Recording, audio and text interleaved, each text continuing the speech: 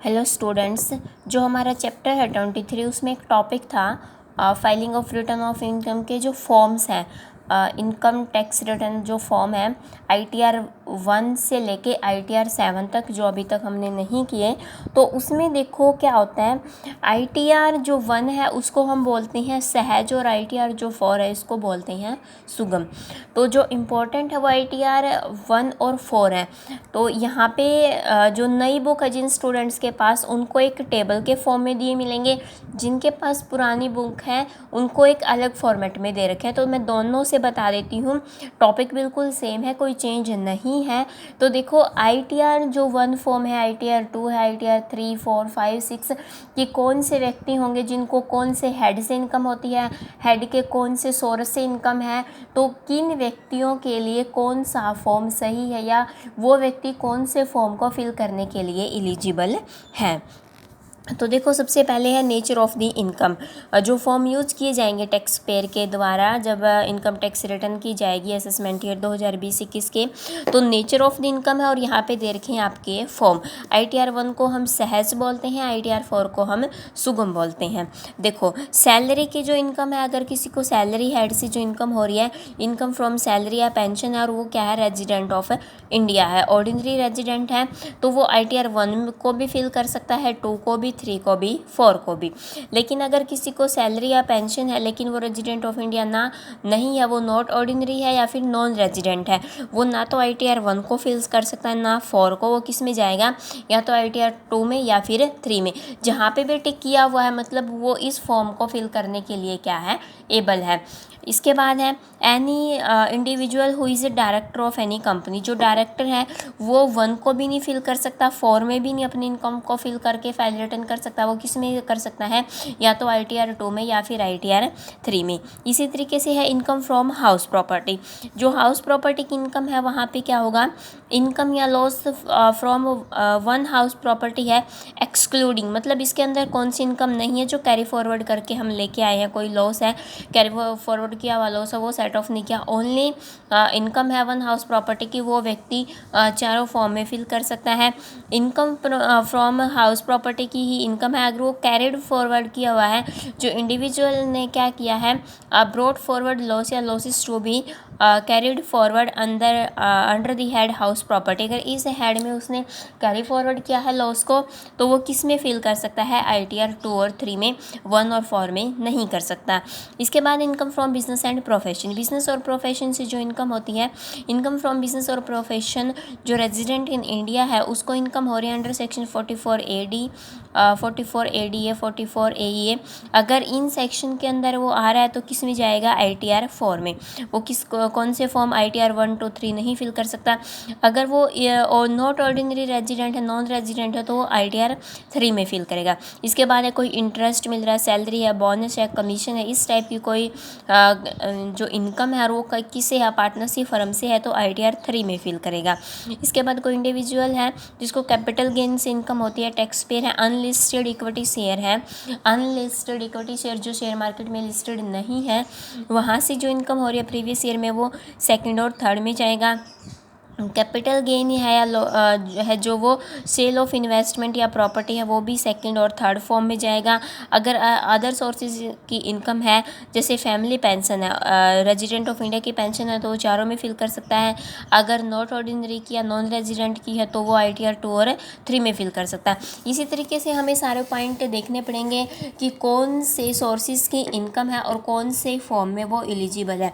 जैसे इसके बाद इनकम फ्रॉम अदर सोर्सेज है, other than income chargeable to tax special rate. जैसे जो कैजुअल इनकम को छोड़ के इसके अलावा जो अदर सोर्सेज की इनकम है वो चारों फॉर्म में जा सकती है, लेकिन कैजुअल इनकम की किस में जाएगी, सेकंड और थर्ड में। डिविडेंड की इनकम है, जो भी डिविडेंड है सेक्शन 115 BBDA, वो 10 लाख या इससे ज़्यादा अगर डिविडेंड मिलता है तो सेक्शन 115 BBDA का वो कौन से फॉर्म में फिल कर सकते हैं, सेकंड फॉर्म ITR 2 में और ITR 3 में भी जा सकते हैं। अनएक्सप्लेन इनकम है, ऐसी इनकम है जिसको एक्सप्लेन नहीं किया, मतलब पता ही नहीं कहाँ से हुई, एक्सप्लेन नहीं कर पा रहे हो डिपार्टमेंट के सामने, सेक्शन 115 BBE में, जिसके ऊपर जो टैक्स की रेट है वो 60% की होती है, वो भी ITR 1 से है जो सुगम को फिल नहीं कर सकता है, या तो 2 करनी पड़ेगी या फिर 3 करनी पड़ेगी। इसके बाद कोई पर्सन है क्लेम करता है अंडर सेक्शन 57 के अंदर कोई इनकम है, क्लेम करता करता है इस इनकम के अंदर डिडक्शन को, तो वो भी व्यक्ति किस में 2 और 3 में जाएगा। कोई व्यक्ति को इनकम होती है जो छूट ले रहा है सेक्शन 80QQ या 80RR जो रॉयल्टी के संबंध में होती है, बुक्स के संबंध में या पेटेंट के संबंध में जो रॉयल्टी की फीस होती है कि कॉपीराइट या पेटेंट की, वो इनकम हुई है तो सेकंड और ITR 2 और ITR 3 में ही वो फिल कर सकता है। तो इस टाइप से ये बहुत सारे ऐसे पॉइंट्स हैं जिसमें हमें सिर्फ ये देखना है कि वो व्यक्ति कौन से फॉर्म को फिल करने के लिए क्या है, एबल है। इसके नीचे दिए हुए हैं अदर SSC। अदर SSC में क्या आ गया, जैसे फर्म है एक्सक्लूडिंग LLP, मतलब इसमें लिमिटेड लाइबिलिटी पार्टनरशिप फर्म नहीं है, इसकी इनकम होगी जो फर्म की section 45 AD 44 AD 44 ADA 44 AE, ये जैसे जो स्पेसिफाइड बिजनेस होती हैं इस टाइप से इनकम है तो ITR 4 में जाएगा। इसके बाद फर्म है इंक्लूडिंग LLP, अगर कोई LLP है तो ITR 5 में। Association of person, BOI, local authority, artificial juridical person कौन से फॉर्म को फिल करने के लिए बल है, ओनली ITR 5 में। इसके बाद है कंपनी अदर देन कंपनी है जो एग्जेम्पशन लेती है सेक्शन 11 में, उसको छोड़ के बाकी किस में जाएंगी 6 में, और दूसरी कंपनी होगी तो वो किस में जाएगी 7 में। या फिर जो पर्सन है including company required to furnish income, इन सेक्शन के अंदर कंपनी की इनकम है तो ITR 7 में। कोई बिजनेस ट्रस्ट है तो ITR 5 में। इन्वेस्टमेंट फंड अगर मिले हैं सेक्शन 115 UB में तो ITR 5 में। तो ये फॉर्म है, ये अगर क्वेश्चन आता है एक फॉर्म से रिलेटेड कि ITR 1 को डिफाइन करें, ITR 2 को करें, 4 को करें, तो जिस भी उससे ITR से रिलेटेड फॉर्म से रिलेटेड अगर क्वेश्चन आता है 15 मार्क्स का, तो आपको ये पूरे पॉइंट एक्सप्लेन करने पड़ेंगे। करने किस तरीके से पड़ेंगे, पहले आप एक्सप्लेन करोगे कि कौन कौन सी इनकम है जो वो उन इनकम को के लिए एबल है एक व्यक्ति कि ITR 1 को फिल कर सकता है, 2 को फिल कर सकता है, और कौन सी ऐसी इनकम होंगी जिसमें ये व्यक्ति 1 में नहीं जा सकता। तो जिन स्टूडेंट्स के पास पुरानी बुक नहीं है, मैं एक बार उनको पुरानी बुक में दिखा देती हूँ, और जिनके पास पुरानी बुक है तो उनको दूसरे फॉर्मेट में ये क्वेश्चन मिलेगा। और ये बहुत इंपॉर्टेंट क्वेश्चन है। जो ITR फॉर्म्स हैं, फॉर्म में से किसी भी फॉर्म पे पूछा जा सकता है, लेकिन इंपॉर्टेंट 1 और 4 है जिसको हम सहज और सुगम बोलते हैं। देखो जो पुरानी बुक है उसमें किस तरीके से सेम यही पॉइंट्स डिफाइन किए हुए हैं। ITR 1 है इंडियन इनकम टैक्स जो फॉर्म है, फॉर्म नंबर 1 जिसको हम सहज बोलते हैं, कि ITR 1 में कौन कौन से व्यक्ति, ऐसे व्यक्ति जो इंडिविजुअल के लिए ITR 1 जो भारत के साधारण निवासी हैं, जिनकी आय किससे होगी, सैलरी या पेंशन से है, एक मकान संपत्ति से है, अन्य साधनों से है, जिसके अंदर कैजुअल इनकम नहीं आएगी, जैसे लॉटरी की इनकम है, गुड़ दौड़ है, रेस हॉर्स है, ये इनकम शामिल ना हो। इसके अलावा और कौन सी इनकम होगी, अन्य साधनों से है, और उसकी कुल आय 50 लाख तक है तो वो व्यक्ति ITR 1 को फिल करेगा। लेकिन इसके अलावा उसकी कौन कौन सी इनकम नहीं होनी चाहिए तभी वो ITR 1 को फिल कर सकता है। आगे है निम्न दशा में ITR 1 में जो विवरणी है, फाइलिंग ऑफ रिटर्न है, वो दाखिल नहीं की जा सकती। जैसे वो कंपनी का डायरेक्टर है, गत वर्ष में उसके पास कभी भी अनलिस्टेड जो ऑर्डिनरी शेयर हैं वो रहे होंगे। अनलिस्टेड कौन से होते हैं, जो शेयर मार्केट में लिस्टेड नहीं है। तो कई बार कंपनियां क्या करती हैं अनलिस्टेड में कि अनलिस्टेड शेयर को फेयर मार्केट वैल्यू से ज़्यादा रेट पे इशू कर देती हैं और लोग उनको खरीद लेते हैं। तो मार्केट में जो वैल्यू थी, जो लोगों से चार्ज किया है, उस प्राइस में गैप आ जाएगा। जैसे मार्केट में 80 रुपये था और उसने जो पब्लिक से चार्ज किया वो 100 रुपये किया, इसका मतलब 20 रुपये ज़्यादा कंपनी ले रही है, तो 20 रुपये कंपनी की इनकम मानी जाती है और उसका इनकम के ऊपर गवर्नमेंट टैक्स लेती है और उसको बोलते हैं एंजल टैक्स। एंजल टैक्स के नाम से जाना जाता है।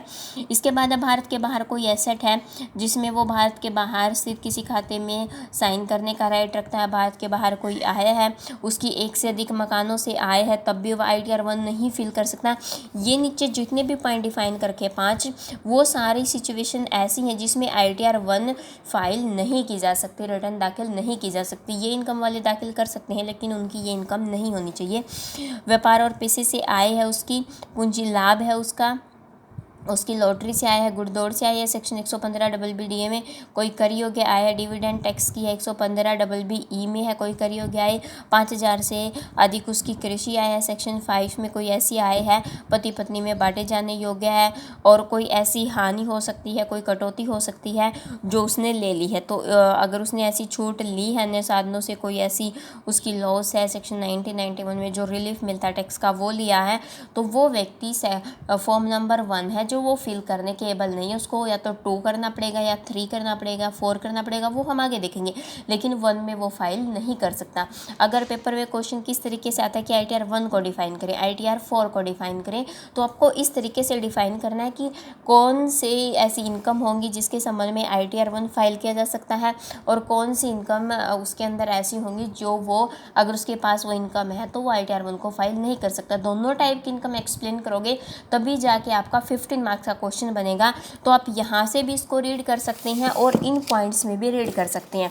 तो इन टेबल के थ्रू कैसे करोगे, जैसे जहाँ पे टिक किया हुआ है वो इनकम सिर्फ क्या है, वो एबल है, जैसे वहाँ पे भी ऐसे ही था, एक व्यक्ति है इनकम फ्रॉम सैलरी अगर उसकी है तो वो ITR 1 फिल करेगा। अगर उसकी 1 हाउस प्रॉपर्टी से, ओनली 1 हाउस होना चाहिए, ITR 1 में जा सकता है, फैमिली पेंशन में जा सकता है और अदर सोर्सेज में जा सकता है। अदर सोर्सेज में कैजुअल इनकम नहीं होनी चाहिए और इनकम हो सकती है, कैजुअल इनकम को छोड़ के तो वो ITR 1 फिल करेगा।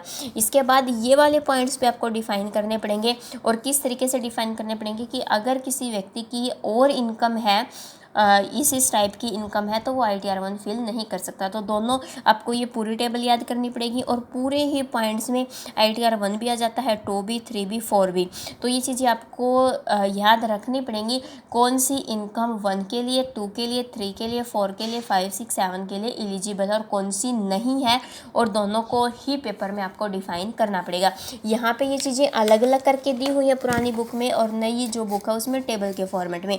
देखो चीज़ें वही हैं, 4 इनकम के लिए एलिजिबल है, बाकी के लिए एलिजिबल नहीं है।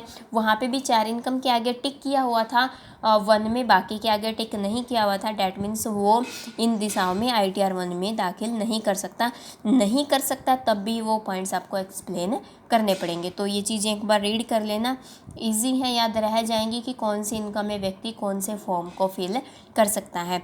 और ITR जो 1 है और ITR जो 4 है, ये बिल्कुल अच्छे से याद रखने।